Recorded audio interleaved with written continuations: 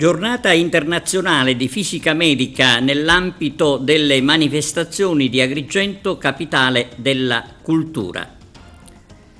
L'intervento a TVA Notizie del direttore dell'Ispettorato Nazionale per la Sicurezza Nucleare e la Radioprotezione.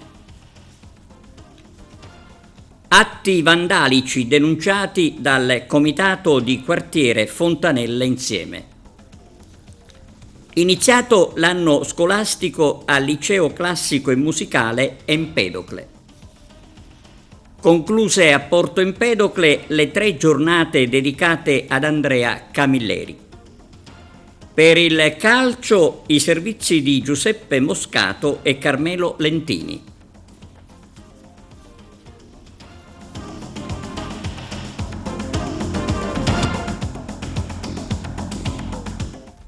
Bentrovati da TVA Notizie, giornata internazionale di fisica medica il 7 novembre nell'ambito delle manifestazioni di Agrigento, capitale della cultura 2025.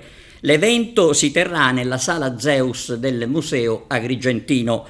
Ascoltiamo le interviste al responsabile scientifico del convegno Salvatore Piraneo e al presidente dell'Associazione Italiana di Fisica Medica e Sanitaria Carlo Cavedon.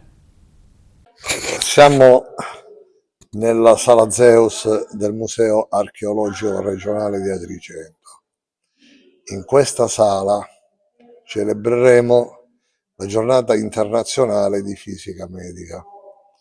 La celebreremo il 7 novembre, anno della nascita di Madame Curie, la scienziata che ha avuto 2 premi Nobel, uno per la chimica e uno per la fisica, e che ha fatto molti studi sulle sostanze radioattive che poi oggi utilizziamo in medicina. Questa giornata viene proposta dall'Organizzazione Mondiale della Fisica Medica. Sono circa 80 paesi che aderiscono a questa organizzazione mondiale. La nostra associazione italiana, la IFM, gestisce la celebrazione italiana. Questa celebrazione viene fatta ogni anno nella città italiana capitale della cultura. È capitato quest'anno di farla qua. Il presidente dell'associazione, Associazione Italiana di Fisica Medica, ha nominato me come responsabile scientifico. Io ho cercato di organizzare un programma quanto più attuale possibile, tenuto conto del tema che la IOMB, la International Organization of Medical Physics, cioè l'Organizzazione Mondiale di Fisica Medica, ci ha dato, e cioè fisica medica e tecnologie emergenti plasmare il prossimo decennio, cioè quali saranno gli impegni che noi avremo nel prossimo decennio. La fisica ha sempre dato moltissimo alla medicina. Stiamo parlando di una tradizione che conosciamo attualmente dalla scoperta dei raggi X, quindi parliamo di una storia più che centenaria, ma non dobbiamo risalire solo a questo. In realtà la fisica in medicina ha dato moltissimo già dai tempi dei nostri padri, da Galileo Galilei in avanti. Da Galileo Galilei in avanti.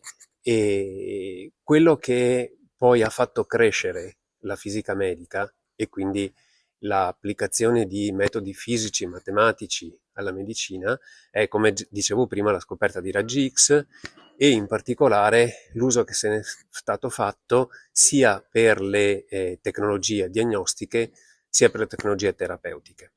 Oggi stiamo vivendo un momento in cui andiamo oltre questo.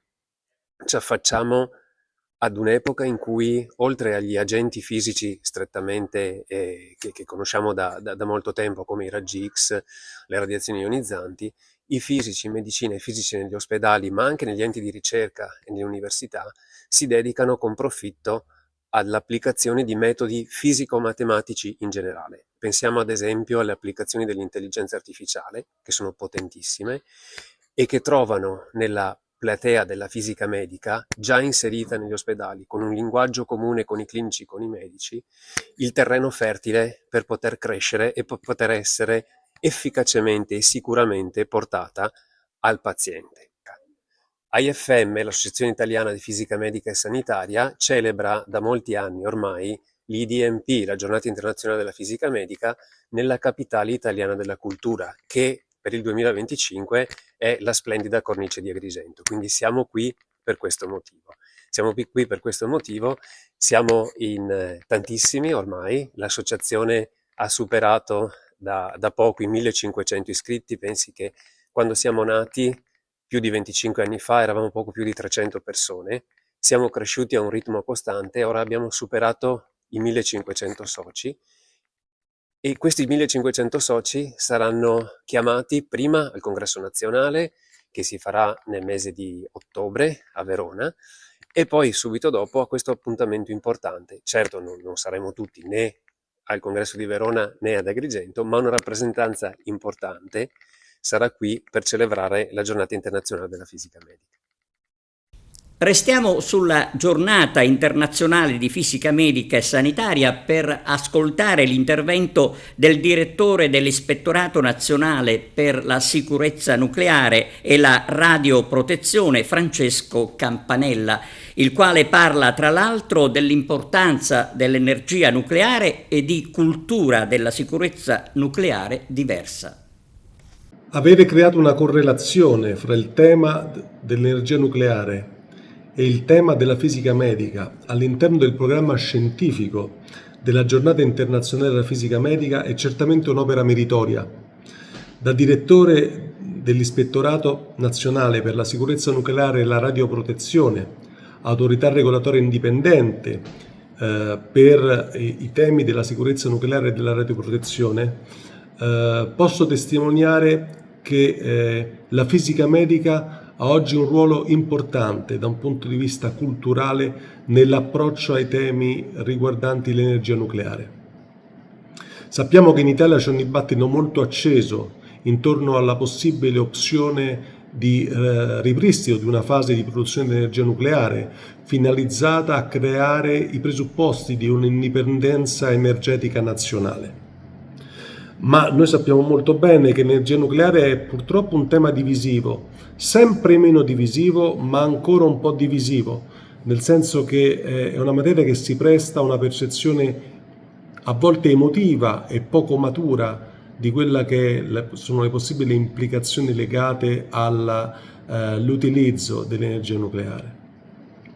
Questo viene molte volte anche da una mancata consapevolezza di quella che già oggi è l'impatto che l'energia nucleare ha a livello sociale per i cittadini.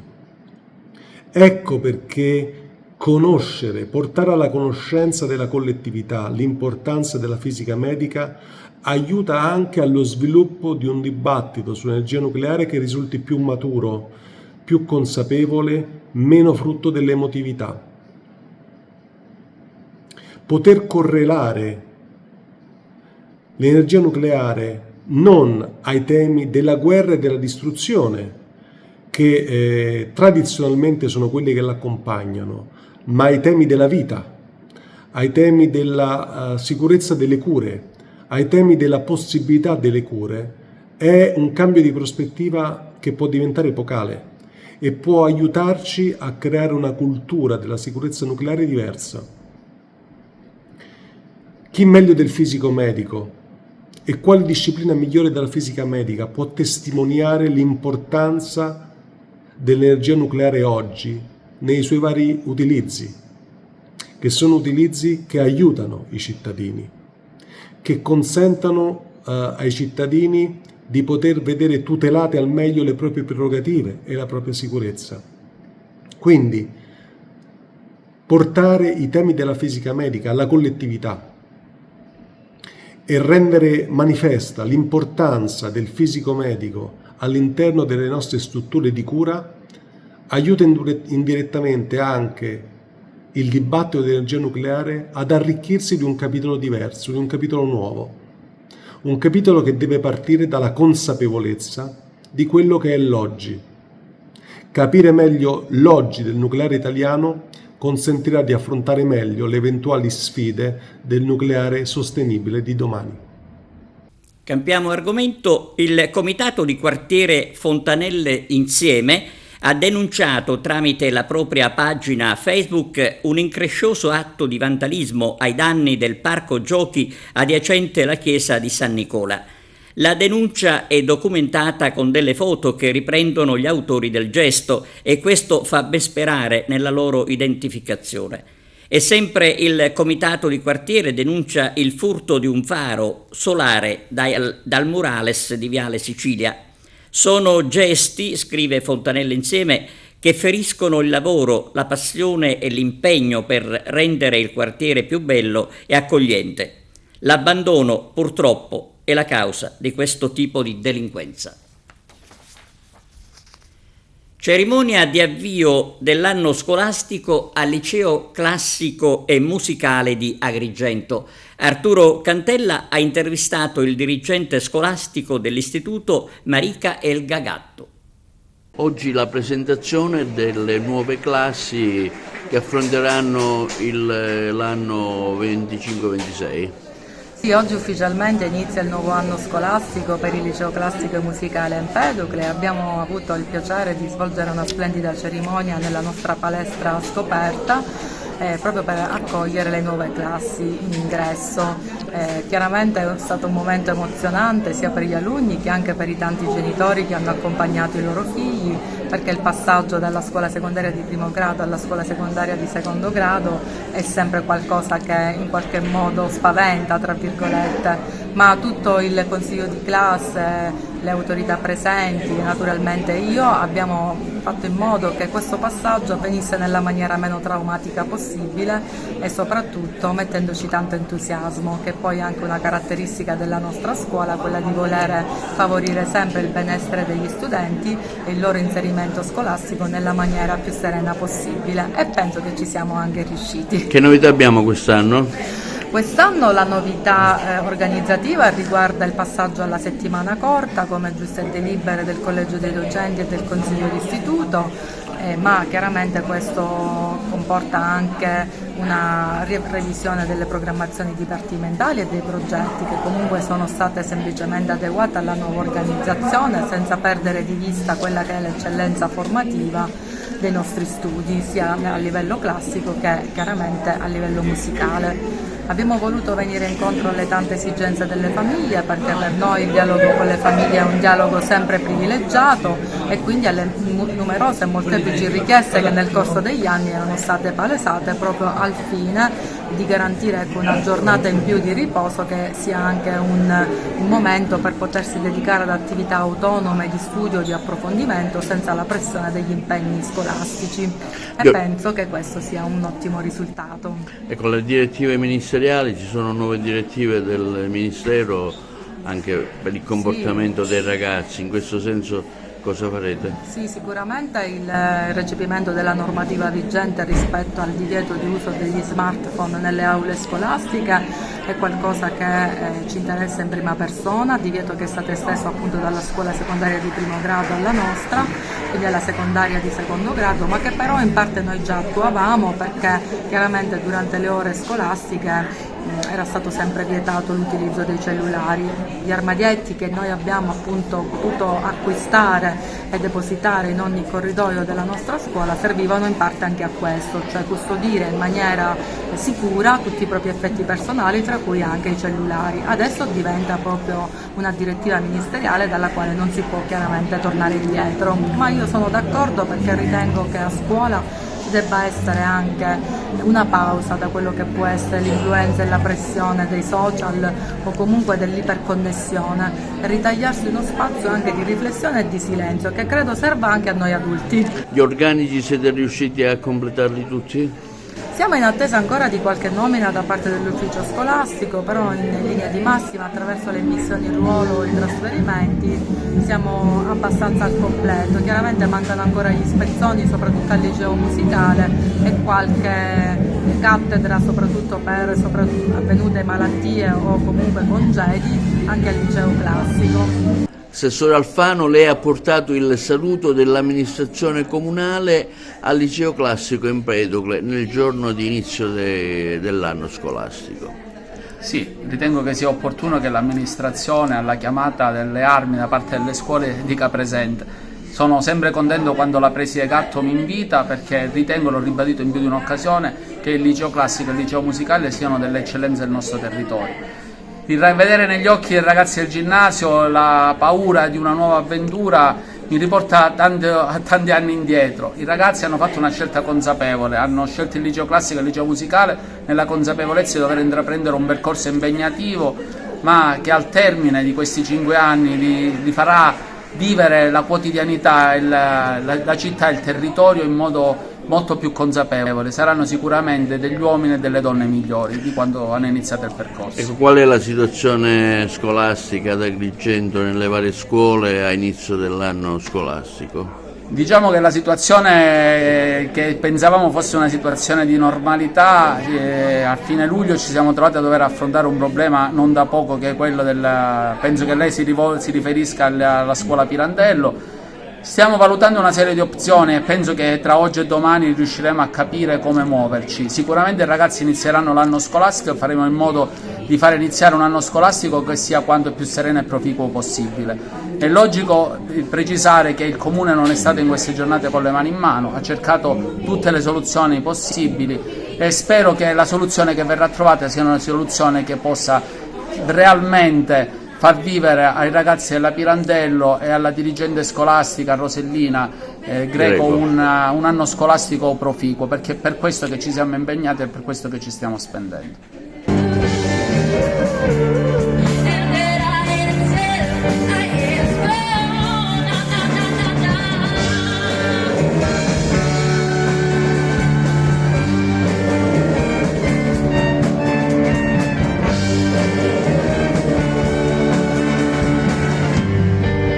Condizioni del tempo favorevoli per vedere anche ad Agrigento la luna rossa, un evento straordinario grazie alla eclissi totale che si è potuta ammirare fino al momento culminante intorno alle 20. L'ultima eclissi totale risale al 16 maggio 2022.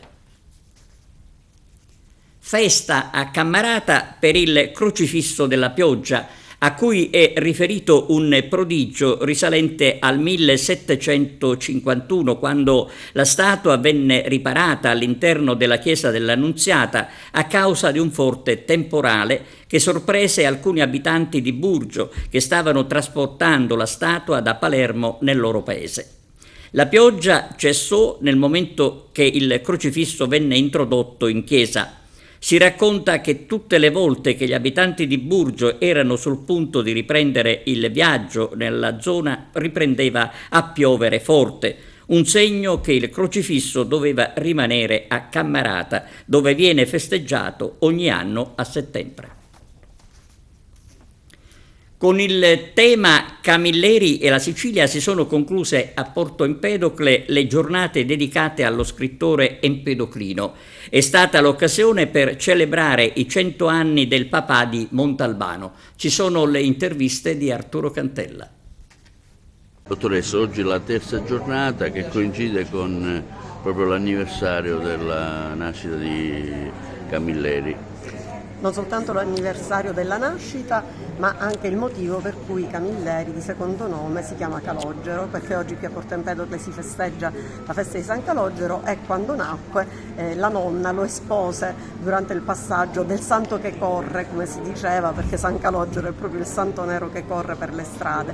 E devo dire che tutta quanta la carriera di Andrea Camilleri è stata una carriera in corsa, in cui ha attraversato sempre per una strada maestra importante, prima nella regia, nella sceneggiatura radiofonica, televisiva e infine nella scrittura, ma anche nella sua presenza civile e intellettuale, perché davvero ha rappresentato tante istanze etiche e di cittadinanza come oggi difficilmente sono rappresentate nel mondo della cultura. Quindi questa nostra presenza qui, che chiude questo ciclo di Camilleri da Portosono, è veramente testimonianza scientifica anche dell'interesse che tutta quanta la comunità accademica ha nei confronti del maestro Camilleri, e che peraltro oggi viene sancita dalla uscita del 26° volume dei quaderni camilleriani, che proprio parla di lingua e stile, ed è di ciò di cui parleremo anche noi oggi. Che coincide proprio con la festa di San Calogero.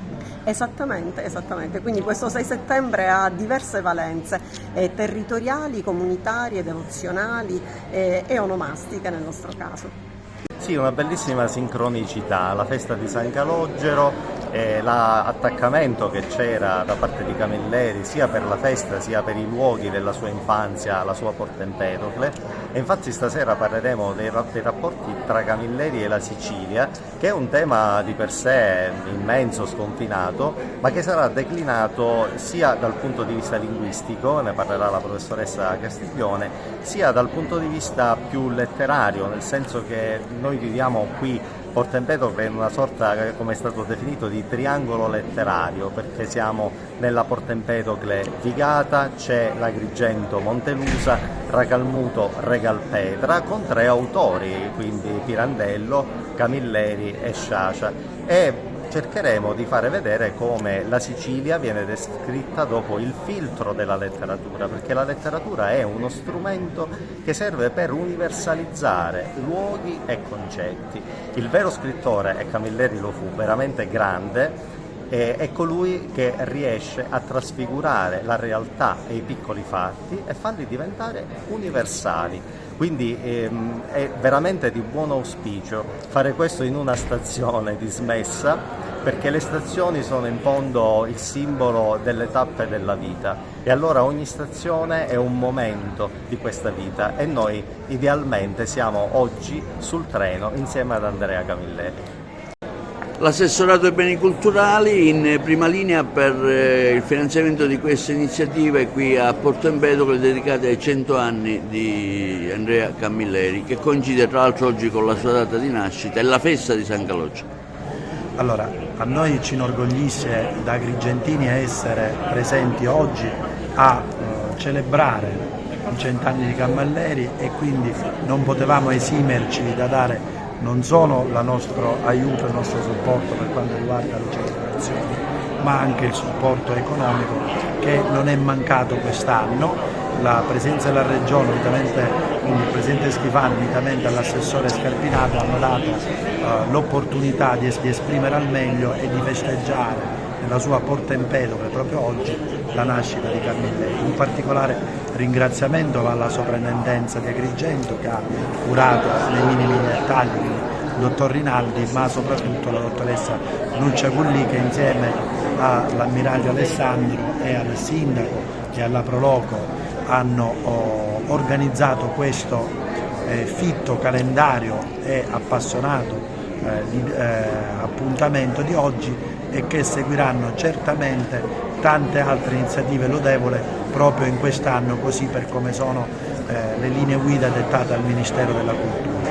Vediamo ogni giorno iniziative per quanto riguarda in tutta Italia, e questo ci deve essere motivo d'orgoglio per gli empedoclini e per Agrigento tutta, proprio nell'anno di Agrigento Capitale della Cultura. Noi oggi vogliamo dare questo contributo. Sappiamo che in questi giorni saranno celebrati altri momenti, non solo, come dicevo poc'anzi, in Italia e in Sicilia, ma anche a Porta Empedocle, e nei dettagli penso che sia la dottoressa Culli che l'ammiraglio Alessandro potranno dare il loro contributo a spiegare meglio cosa sarà l'anno, il centenario di Camilleri, e cosa questa comunità si accinge a fare. Il bilancio è andato anche al di là delle più rosee aspettative, perché sono stati messi a frutto i due momenti fondamentali, i due punti fondamentali che l'assessorato regionale beni culturali ha inteso porre a base della programmazione per le celebrazioni camilleriane, quello cioè che le celebrazioni andassero al di là del mero intento celebrativo, e questo si può fare semplicemente promuovendo la cultura, accendendo la curiosità e promuovendo lo studio della figura di Andrea Camilleri e della sua straordinaria attività e percorso intellettuale, e poi l'altro, quello del coinvolgimento della comunità locale, della sua Porto Empedocle. Questo è stato fatto grazie appunto al coinvolgimento della città, il coinvolgimento delle associazioni culturali, le quali hanno contribuito in maniera notevole. La comunità tutta di Porto Empedocle ha affollato questi incontri, non solo gli studiosi, ma anche i comuni cittadini, i comuni lettori di Camilleri. Quindi andiamo avanti in maniera molto motivata con le programmazioni di ottobre, poi di novembre, infine di dicembre, dove avremo un grande evento con la celebrazione del primo premio letterario Andrea Camilleri, che si terrà nella sede di Villa Genuardi il 28 dicembre alla presenza del comitato scientifico. Quindi grazie, ai prossimi appuntamenti. Dottor Alessandro, anche lei ha contribuito a questa iniziativa? È un'iniziativa che per volontà della Regione Sicilia e questo motore che è stata la sovrintendenza, questo motore potente che ha messo insieme delle risorse importanti, è arrivata a Porto Empedocle una ondata di ossigeno legata a questa figura del nostro concittadino scrittore, ossigeno che rimarrà in circolo. In questi 3 giorni, tra l'altro in una sala stupenda della Fondazione Ferrovie dello Stato, in questi 3 giorni organizzati dall'Università di Palermo, c'è stata una partecipazione fittissima, attenta, di tanto pubblico, una cosa veramente importante. Speriamo, l'ossigeno resta, l'ossigeno in cultura resta, speriamo ci siano altre iniziative. Per quanto ci riguarda, il parco letterario dedicato ad Andrea Camilleri è ormai una realtà imminente e quella sarà una esperienza importante di incontro con lo scrittore e col suo territorio, che resterà anche quella nel tempo. Alla funzione per la canonizzazione di Carlo Acutis e Pier Giorgio Frassati da parte di Papa Leone XIV, in piazza San Pietro erano presenti diversi agrigentini, soci dell'Azione Cattolica, e un gruppo di parrocchiani della chiesa Santi Pietro e Paolo di Favara, accompagnati dal parroco Marco Damanti. Si è concluso al Teatro dell'Efebo di Agrigento il Festival internazionale della danza e delle danze, il servizio. Sì, siamo giunti all'8ª edizione del Festival internazionale della danza e delle danze. Ogni anno la festa si rinnova, gli incontri speciali si moltiplicano. Quest'anno abbiamo tantissimi artisti, tantissimi professionisti, tantissimi amici. Siamo sbarcati in questa terra meravigliosa che è la Sicilia, Agragas, così come la decantava il grande poeta Pindaro. C'è un progetto, diciamo che io sono sempre stata una ricercatrice, perché la cultura senza tradizione, senza ricerca, senza studio, senza l'applicazione, si può stemperare. E siccome ognuno di noi raccoglie attraverso le proprie radici la propria storia, così come un popolo senza radici non ha futuro, è come un albero che vola nella tempesta. È un'emozione immensa, perché basta socchiudere gli occhi e si riascoltano proprio le voci, i suoni, lo stridio, l'odore di chi prima di noi ha costruito. E queste rocce sono appunto la storia, e quindi la prima volta che io sono entrata in questa cavea è stata emozionante. Perché è stata scavata e quindi ha prodotto queste opere meravigliose, immortali, che ancora esistono. Noi dovremmo copiare da chi ci ha lasciato questa storia, questa tradizione, l'unione tra popoli, l'amore, la pace. Adesso c'è tanta confusione. Io dico sempre che preferirei donare un cucchiaino di miele anziché un barile d'aceto. 8 edizioni, abbiamo un albo d'oro importantissimo che proprio racconta la storia della cultura, dell'arte tersicorea, ma non solo, perché la peculiarità del festival è praticamente raccontare la danza che incontra le belle arti. Significa moltissimo, principalmente perché la danza chiaramente è stata la mia vita, è stato il mio amore, ovviamente, dopo la mia famiglia chiaramente, perché io ho sempre tenuto alla famiglia tantissimo, no? Essendo io figlio, io sono l'8º di 11 figli, quindi ho ereditato questo bisogno della famiglia, e poi la danza mi ha riempito il cuore, chiaramente, e l'anima. Significa che ci sono arrivato, ce l'ho fatta, sentivo molti colleghi che prendevano premi, io forse ero ancora giovane, ancora ballavo, e oggi prendere un premio mi dà grande soddisfazione. Non ho rimpianti per quanto riguarda la danza, per tutto quello che ho fatto, l'ho fatto con grande piacere, e poi sono felice perché io sono quasi sicuro che con Michele Guardii io sono già stato qua, ho già fatto qualcosa a metà anni 90, facevo una trasmissione con lui, e quindi poi venivamo qua all'estate e abbiamo fatto qualcosa sicuramente. Senti Raffaele, noi abbiamo avuto nella danza i cicli, abbiamo avuto i grandi personaggi, i grandi interpreti, le stelle di prima grandezza, tu sei stata una di queste, oggi abbiamo Bolle in Italia e tanti altri all'estero, però alla fine la danza resta quella, cioè nel senso che puoi anche cambiare le interpretazioni, puoi anche come dire, introdurre dei movimenti nuovi, però la danza è quella e non passa mai di moda. La domanda è semplice, perché? Perché è vero. Allora io credo, non ne sono convinto, ma la danza è voglio dire, c'è uno stile, come per esempio nella sbarra, noi facciamo la lezione, la sbarra non cambia mai, è sempre la stessa da 500 anni, da sempre è quella. E credo che anche i balletti classici di repertorio, parliamo di repertorio, sono sempre quelli, devono rimanere sempre quelli perché fanno parte appunto del repertorio. La danza è da 1 a 8, voglio dire, 1,5 non ce lo puoi mettere, devi contare da 1 a 8, quindi forse anche per questo c'è il rigore della danza, specialmente, ribadisco il concetto, quella di repertorio, che deve rimanere la danza, non cambierà mai. Linea alla regia per la pausa pubblicitaria. Torniamo tra poco con altre notizie e servizi. Il 18 settembre l'Italia si illumina di verde per accendere la speranza per gli ammalati di SLA.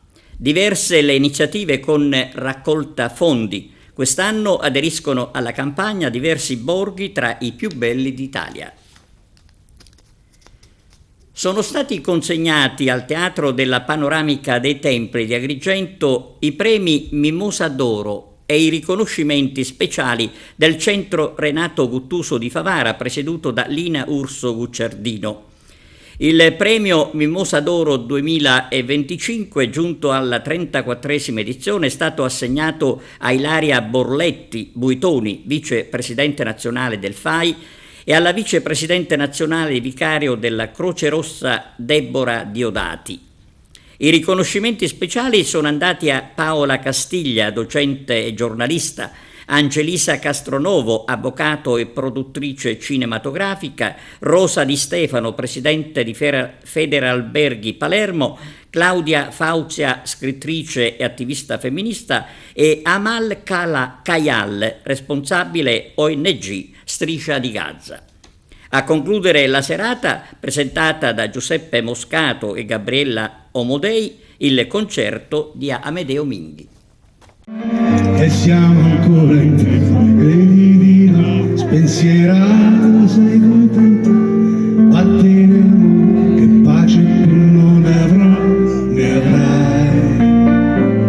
Perderemo il sonno, credi di no, il treno e qualche ombrello, pure il giornale, leggeremo. Ci chiederemo come mai il mondo sa tutto di noi. Magari ti chiamerò Tottorina amorosa, e il tuo nome sarà il nome che ogni città di un gattino annaffiato che mi innamorerà. Il tuo nome sarà su un cartellone che fa della pubblicità sulla strada per me, ed io col naso in su la testa ci sbatterò, sempre là, sempre tu, ancora un altro po', e poi ancora un altro po'.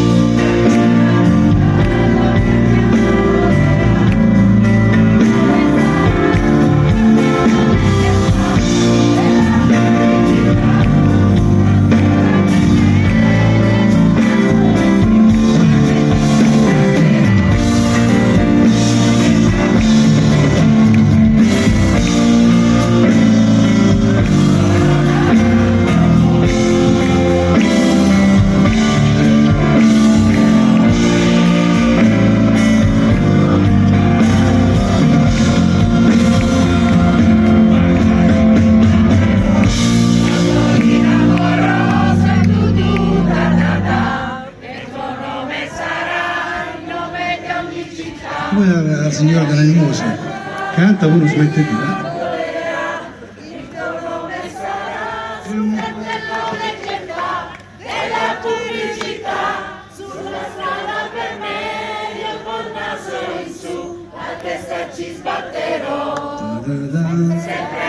Io faccio il test.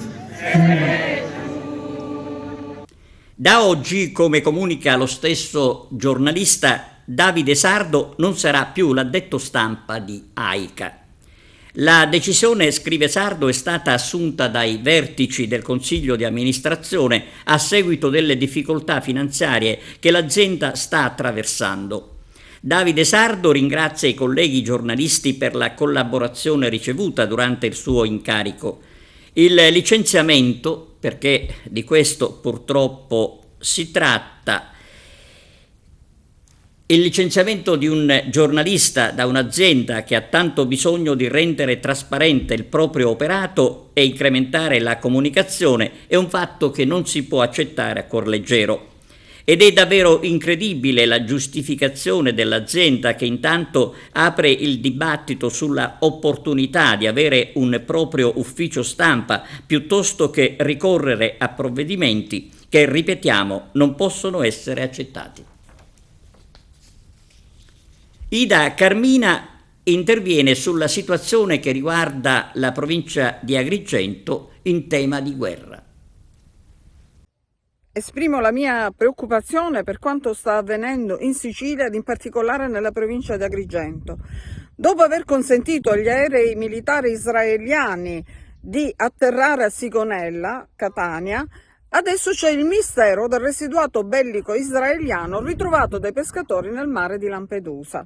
Il governo deve fare chiarezza. Chiaramente i siciliani hanno espresso il loro diniego ad essere coinvolti in qualsiasi complicità col genocidio, con lo sterminio che sta avvenendo a Gaza. Noi siamo assolutamente contrari al fatto che vengano trucidati i bambini e a qualsiasi forma di collaborazione con lo Stato di Israele e con l'esercito israeliano finché tutto questo a Gaza non si fermi. Occorre assolutamente consentire l'accesso agli aiuti umanitari, rompere l'assedio e cessare immediatamente il fuoco, perché noi non vogliamo essere complici di un genocidio. Siamo giunti allo sport. Calcio, prima giornata di campionato per la Serie D e prime sorprese come la sconfitta della Reggina battuta dal Castrum Favara. Giuseppe Moscato. Inizia con un'impresa, un colpo da 90 il cammino della Castrum Favara nel nuovo campionato di Serie D. Al Giovanni Brucoleri, gremito come nei giorni migliori, i gialloblu superano 2-1 la Reggina, formazione tra le più attrezzate e accreditate del girone. Un esordio che più entusiasmante non si poteva immaginare, cuore, qualità e carattere in una gara ricca di emozioni e colpi di scena. La vittoria, tutt'altro che fortuita, è il frutto di una prova di grande maturità. Mister Infantino ha modellato una squadra solida, capace di soffrire nei momenti difficili e colpire con freddezza quanto conta. Contro un avversario abituato a ben altri palcoscenici, il Favara ha mostrato una sorprendente lucidità, dimostrando che potrà dire la sua in questa nuova stagione della Serie D. Il match si accende subito. Al nono l'argentino Varela, tra i migliori in campo, inventa un capolavoro dal limite dell'area, infilando la palla all'angolino con un destro perfetto. Il boato del Brucoleri è assordante. Lo stesso Varela sfiora il bis 2 minuti dopo, confermando uno stato di forma veramente eccellente. La reazione della Reggina non si fa attendere. Al 19esimo, complice un'incertezza del portiere Lauritano che genera 2 tiri dalla bandierina, su calcio d'angolo Girasole trova la zampata vincente e rimette tutto in equilibrio. Ma quando tutto lasciava presagire a un pareggio, ecco il colpo di scena. È il 78esimo. Piazza si incunea in aria e viene steso. L'arbitro non ha dubbi e indica il dischetto. Varela si incarica della battuta e con freddezza da veterano spiazza il portiere e sigla la sua personale doppietta. È il gol che fa esplodere lo stadio e consegna 3 punti pesantissimi al Favara. Ma ecco le interviste in sala stampa. È stata una bellissima partita, credo che la volevamo, l'abbiamo dimostrato, sapevamo le difficoltà di un avversario molto forte, però i ragazzi abbiamo tolto spazio e tempo a questi giocatori che in questa categoria fanno la differenza se gli dai 10 centimetri. Avete visto, abbiamo fatto un errore, abbiamo preso gol. Però poi i ragazzi, questo è il merito della squadra, hanno creduto alla vittoria sempre, anche quando la Reggina ci ha fatto gol, però devo fare veramente i complimenti a tutto l'ambiente, non solo ai giocatori. L'ambiente ci ha spinto, quella curva è stata fantastica, è stata veramente una domenica speciale, una domenica che sognavamo e si è realizzata perché sapevamo le difficoltà che c'erano, però l'abbiamo veramente voluta, siamo strafelici. È un passo importante, ci dà autostima, non solo i 3 punti, ci dà la consapevolezza che questa squadra si può togliere grande soddisfazione lavorando in questo modo tutti assieme, con umiltà e con la consapevolezza che abbiamo grandi margini di miglioramento. Certo, è la prima partita, però sono 3 gare ufficiali e 3 vittorie. Non voglio essere banale, ma chi bene inizia? No, sicuramente siamo contenti. Abbiamo lavorato tantissimo, abbiamo sofferto tanto in questi 40 giorni, però adesso si vedono i frutti. Una squadra è molto aggressiva, è molto compatta, riparte con grande forza. Non era facile oggi farlo perché, l'ho detto prima, basta che lasci 10 centimetri a questi giocatori, ti puniscono. Siamo stati molto bravi, molto attenti e lo ripeto, siamo strafelici di aver dato una grande gioia al nostro ambiente. È stata una bellissima partita sotto l'aspetto nostro, perché è un mese che ci lavoriamo, abbiamo pensato in maniera molto ossessionata a questa partita e certe volte lavorare in questo modo ti premia. Oggi abbiamo cercato di dare al massimo, abbiamo cercato di lottare fino all'ultimo e ci siamo portati a casa una bellissima partita. Ma c'è stato un segreto, c'è stata un'intuizione o è il vostro modo di fare? Abbiamo iniziato a lavorare già dal primo giorno in maniera molto forte. Mister ci ha dato grandi concetti, che è quello di un 3-4-3. Il 3-4-3 è sempre difficile da affrontare, soprattutto col 4-3-3, perché si fanno le superiorità numeriche sulle fasce, il quarto e il trequartista possono puntare i terzini che solitamente sono under. Oggi abbiamo sfruttato sia questo che anche le giocate personali di un attaccante, e abbiamo cercato di mettere nelle migliori condizioni possibili. Quindi è stato un mix di una preparazione molto, come dire, meticolosa, e alla fine ha portato a questo. Abbiamo costruito un gruppo consapevole di aver fatto un buon lavoro. Non ci dobbiamo montare la testa, perché abbiamo solo conquistato 3 punti, ne dovremmo fare 3 in meno per arrivare al nostro obiettivo. Ma questa è una squadra che deve sempre, come ha sempre dimostrato dal primo giorno del ritiro, lottare, sudare, aiutarsi uno con l'altro, e solo così si può raggiungere l'obiettivo primario, che è quello di raggiungere una salvezza il prima possibile. Naturalmente qualche giorno fa magari la vittoria contro la Regina non ci si aspettava, però vedendo la squadra in campo piano piano forse qualcuno ci ha creduto e ha avuto ragione. Ma sicuramente non è che oggi scendevamo in campo per fare le vittime sacrificali, scendevamo in campo per fare in casa nostra il nostro lavoro, che è quello di conquistare punti, di quello di rendere la vita difficile a tutti. È chiaro che sapevamo di affrontare una delle più importanti squadre del torneo, quindi, però sono convinto che i ragazzi sono consapevoli che lottando così, correndo così e aggredendo l'avversario in questo modo non sarà facile batterci, quindi sono convinto che questa è la strada che deve essere perseguita. Sì, certo, questo lo aspettavamo da tanto, quindi questo è la cosa più bella che abbiamo fatto in questi giorni. Credo che abbiamo creato bene la situazione dei gol, quindi secondo me abbiamo meritato vincere.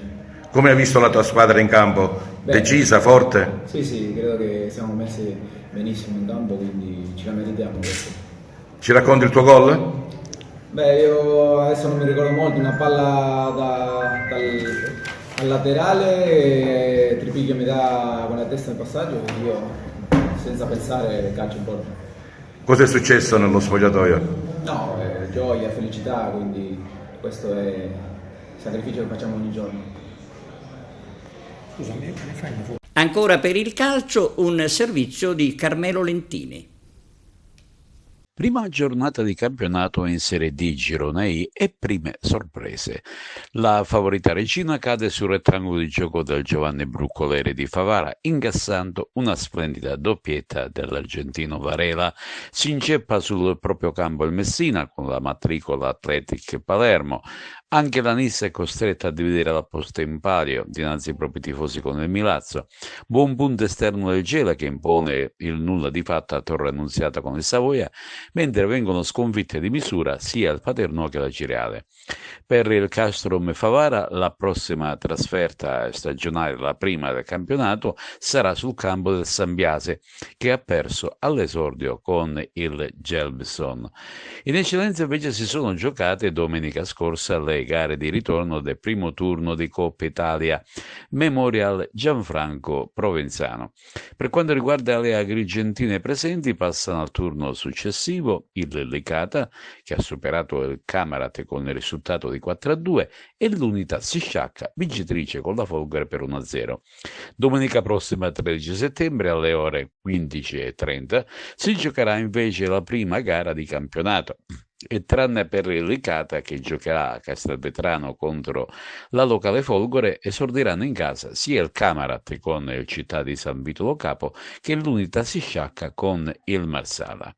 Ma ora veniamo all'Agragas. Sarà infine una settimana decisiva e importante per il club del presidente Salvo Laporta, che attende l'ufficialità della partecipazione del club biancazzurro al prossimo campionato di promozione. In casa Cargadina serpeggia un cauto ottimismo e il 10 settembre la LND di Sicilia emetterà il responso con un proprio comunicato. Se arrivasse l'attesa ufficialità, l'Agragas potrebbe essere inserito in un apposito girone dove saranno presenti le altre agrigentine, vale a dire Aragona, Gemini, Casteltermine e probabilmente anche la Margheritese. Poi ci saranno quelle nissene, Serra di Falco, Sommastinese. Per arrivare al numero di 14 partecipanti c'è grande incertezza. Comunque vedremo cosa potrà decidere la Lega Nazionale Dilettanti Palermitana. Ma stiamo crescendo, è passata un'altra settimana, i ragazzi stanno lavorando abbastanza bene, stiamo anche cominciando a smaltire carichi di lavoro. Concludiamo la settimana con questa amichevole con una squadra allestita per fare bene il campionato di promozione, per cui sono più che soddisfatto. Ma io l'ho detto anche più volte, abbiamo deciso di fare amichevole con le prime amichevole, abbiamo fatto con squadre di categoria superiore proprio per confrontarci con squadre importanti. È stato un periodo di crescita perché è una squadra totalmente rinnovata e perché non abbiamo tempo. Noi dobbiamo correre e dobbiamo centrare degli obiettivi. Per fare questo non possiamo aspettare nulla, dobbiamo semplicemente continuare a lavorare per come stiamo facendo e confrontarci sempre con quelli che sono più forti di noi. Ho avuto l'indicazione che è un gruppo che vuole lavorare, un gruppo di professionisti, un gruppo di ragazzi predisposti al lavoro, e poi per questo ringrazio pure la società che mi ha messo a disposizione tutto per poter fare bene il mio lavoro. È un periodo di assestamento, un periodo dove ci stiamo conoscendo, un periodo dove credo che abbiamo ampi margini di crescita. Aspettiamo con ansia questo inizio, siamo pronti, stiamo lavorando giorno dopo giorno e aspettiamo bene questo inizio che arriverà. Abbiamo un gruppo importante sicuramente, è un onore rappresentare l'Agragas, specialmente nella mia provincia, dopo 8 anni torno a casa e speriamo bene per il proseguo. Immagino niente, lavorare e pensare a partita dopo partita, ogni domenica e speriamo bene per il futuro che sarà importante, di aiutare la squadra a fare sempre il meglio possibile. La squadra sta crescendo, il periodo quello più pesante è passato perché ora dovrebbero essere un po' più sciolti nelle gambe.